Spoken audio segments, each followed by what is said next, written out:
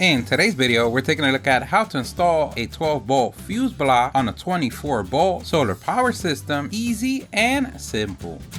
This is so easy, anyone could do. Everything that we use on the video, we're gonna leave a link on the description. Don't forget to like the video and subscribe. That does help us out a lot. Thank you. So you woke up today and you want to be able to run 12-volt appliances on your solar power system. Don't worry, here at the StatUpBox team, we've got your back. A few blocks away, but a back is a back. And the first thing that we're gonna need is a 12-volt fuse block, and this particular one is a 12-way fuse block, meaning it can hold up to 12 fuses. This particular kit comes with 30 fuses ranging from 5 amps, 7.5 amps, 10 amps, 15 amps, 20 amps, and 25 amps. According to the manufacturer, the maximum rated current for this fuse block is 100 amps and 30 amps per circuit, and the max operating voltage is 32 volts. Even though in our particular case, we're not going to use all of them or use so many watts, probably plug in one thing or two in case of emergency. And remember, just because you have that capacity, it does not mean that you're going to run all the appliances all at once. But it's always good to know what you're running. You never want to overheat any system, wires, blow fuses in the process. And because currently we have a 24-volt system, we will need a 24-volt step-down converter to 12 volts. In this particular case, we chose a 30-amp one with a max wattage of 360 watts. And remember, if in your case you're going from 12 volts to 12 volts, then you don't need the step down converter. And remember, they also have this for 36 volts and 48 volts. So no matter if you're going from 48, 36, 24 to 12 volts, the technique will be the same. And even if you're going from 12 to 12, the only thing you have to do is skip the converter. As you can see on the left side, we have the red positive and the black negative. And this would be for your 24 volt connection. And on the right side, we have the black negative and the yellow positive for your 12 volt output. Next, we have a 12 volt inline fuse holder, and remember, this is optional but always a great addition because the last thing you want is barbecue smell on a non-barbecue day. And according to the manufacturer, the fuse should be placed the closest to the battery, or in our case, from the bus bar. So that's going to be on the 24 volt side, the red wire. And remember, when choosing wire size and fuse size, you always want to verify with your barbecue paper,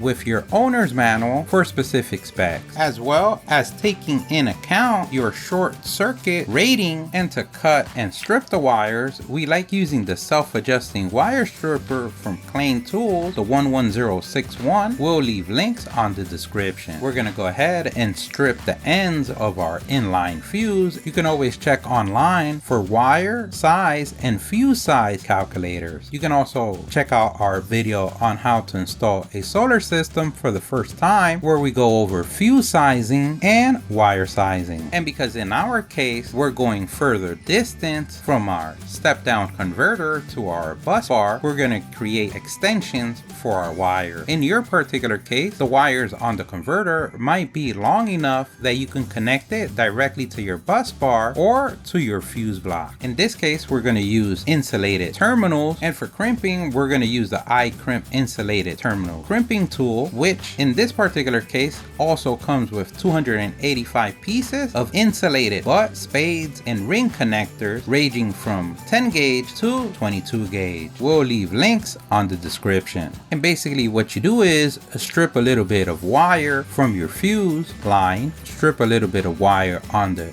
new wire, and then we place the end of each wire inside the insulated butt connector or splicer, and using our ratcheting crimp tool, we press it on the middle of the insulated butt terminal. So in this particular tool, we have 3 spaces and they're color coded. We have red, blue, and yellow. So in this particular case, we're using a blue connector. We're going to place it on the middle, on the blue hole, and press like our life depends on it. In our case, we like to press on the middle, then on each of the sides, just to make sure we have a tight connection. Always remember, when connecting or crimping, you always want to do the pull test to make sure that everything is tight in there. We like to place heat shrink on each side of the connection for better protection and pull strength. You can also use electrical tape to have a tighter connection. We like to use the 2-in-1 method. We like to use electrical tape, heat shrink, and anything else we can get from the kitchen sink and throw at it. And remember, the length for your wires will be depending on the amount of wire that you need. We went over so when we get to our system, we could do the final measurement. And with the magic of TV, all our wires are done. I mean, tablet, cell phone, or computer, or smart TV, you get the idea. And now we're prepared for the installation. The first thing that we want to do is turn off our inverter. If you have a switch that provides energy to your inverter, we want to go ahead and turn that off. If you have a DC breaker or a switch for your solar panels, we want to go ahead and turn that off. If you don't, you can always cover your solar panel. If you have a DC solar disconnect, we want to go ahead and turn that off. And lastly, we want to turn off the switch or breaker that gives power to our charge controller. And a pro tip, when disconnecting your system, always the solar charger, you want it to be last. When reconnecting your system, you always want to power your solar charger first before any of the other items. And now you've done it. You broke your system. No, you didn't. It's just the best sunniest day you ever seen, no clouds, and today you choose to work on your system. But don't worry, Grasshopper, we'll be done in no time. It's just gonna be cloudy and rainy when you do. And now that you got your lesson in life, we're ready to start.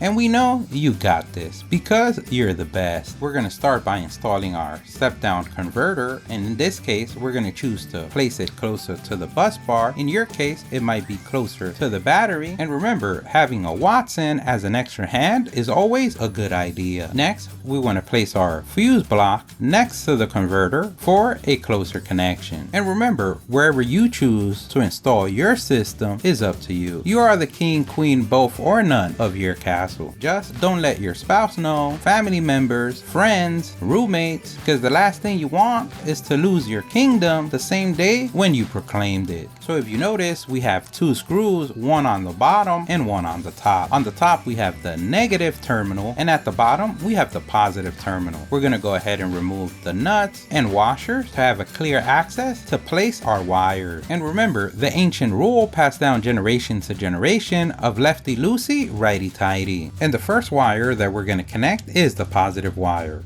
which in this case it's going to be the yellow wire coming from the step-down converter. We're going to place a washer, then the wire, then another washer, and then our nut. This particular wire is already stripped, crimped, and insulated, but on our next wire we're going to show how to do that. Once we feel it tight, that should be good enough. We can always do the pull test just to verify. So basically this is the process we're going to do for every other wire. First, we're going to measure our wire, then we're going to cut our wire, then we're going to strip our wire. Once our wire is stripped, a few dollar bills, I mean wrong video. Hopefully the editor removed that from the video. Next, we're gonna find an insulated ring connector that matches the screw on the positive terminal from our fuse block. Also, that it matches our wire gauge needed for the installation. Next, using our crimping tool, we're gonna crimp on the plastic and metal side of the connector.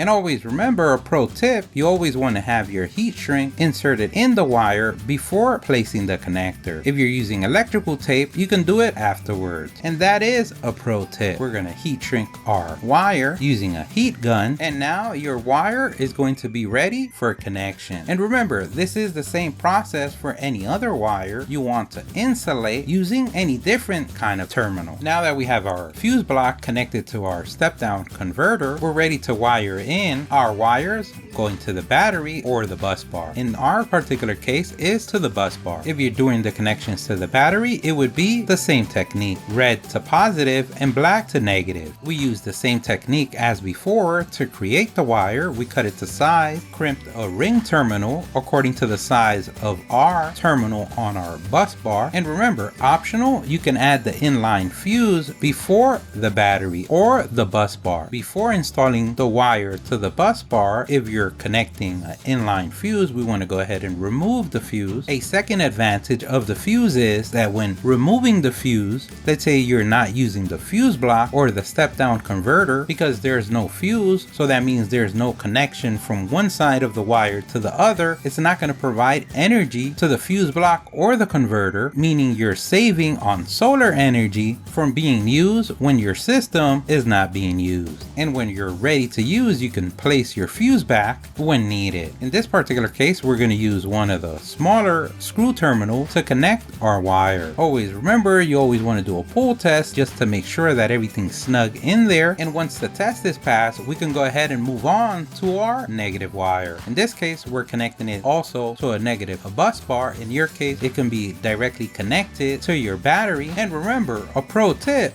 lefty loosey, righty tighty. If you disconnected the fuse, we want to go ahead and place that back. And now we're all wired up. We're going to turn on our switch that provides energy to our bus bar. Now we can do a test to verify that our system is working correctly. We're going to take our multimeter, place it on the V for voltage, then we're going to press our select button to switch from AC to DC, and we're going to place our negative probe on our negative terminal and our positive probe on our positive terminal. As you can see, we get a reading of 12.2 volts, meaning we went from 24 volts to 12 volts. So that means our step down converter is working correctly. Now for our second test, we're going to take this car DC 12 volt fan, and this originally had a cigarette lighter connector. We cut that off, we stripped it, placed some ring terminals on it, and to be able to wire any 12 volt device, you would use this same technique. The top bar is for our negative wire, so we're going to go ahead and remove one of the screws and place our negative wire. In this particular fan, there's two wires, one solid black wire and one black wire with a white line. We did a test and noticed that the one with the white line is the positive. And now when connecting the positive wire of your device, we're going to go ahead and place that either on the left side or on the right side of the fuse holder. If you notice on the middle, we have a column of two LED lights on each row on the side of each fuse holder space, and this indicator is to let you know when a fuse has gone bad. In this particular case, it does turn on because we don't have a fuse, and also because the fan is currently on the on position. So if you notice, once we turn off the fan, the LED indicator for a blown fuse is off. But a pro tip, when installing a fuse, you want to make sure that your appliance is off, that the light is off, and then you place your fuse and then turn on your appliance. And to determine a fuse size, let's say your appliance uses 100 watts, we divide that by 12 volts. In this case, we would get 8.33 amps. Then we times that by a safety factor of 1.25 to get a total of 10.41 amps. So that means we can use a 10 amp fuse. In that case, that would be a red fuse. In this case, we're using this fuse as an example. If you haven't turned on your system, the first thing that you want to turn on is your charge controller. Then you can turn on your inverter, and lastly, your solar panel. And now you've done it. You added more contingency plans to your system. You can pat yourself on the back for a job well done. Don't forget, if you liked the video, please give us a thumbs up. That really helps. If you have any questions, place them in the comment section below. Either someone on the StatUpBox team or someone on the YouTube community can help you out with an answer. Don't forget to subscribe, follow us on social media. Thank you for watching, and here's the link to our latest video.